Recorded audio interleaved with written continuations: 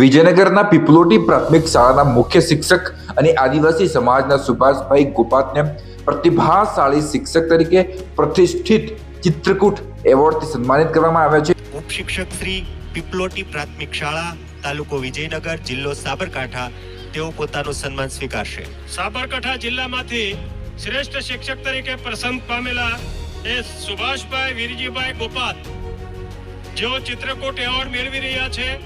આપણે સૌ તાળીઓના ગડગડાટથી વધાવીએ। સુભાષભાઈ વીરજીભાઈએ પણ ખૂબ સરસ મજાની એ બાલ સેવા કરી છે, શિક્ષણ સેવા કરી છે।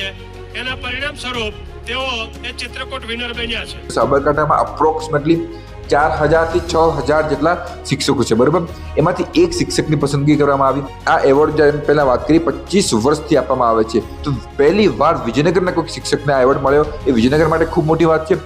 હજુ પણ મોટી વાત એ છે કે આ એવોર્ડ આદિવાસી સમાજના પ્રતિનિધિ તરીકે શ્રી માનનીય સુભાષભાઈને આપવામાં આવ્યો। આ એક સૌથી મોટી વાત છે। એટલે મેં પહેલા પણ કીધું કે શિક્ષક બનવું મોટી વાત નથી, સરકારી નોકરી કરવી મોટી વાત નથી, પરંતુ સાથે સાથે એડવાન્સ આપણે શું કરીએ છીએ, એડવાન્સ સ્કિલ શું રાખીએ છીએ, એવું અલગથી મહેનત શું કરીએ છીએ, એના ઉપરથી પોતાની નામ અને પહેચાન ઊભી થતી હોય છે।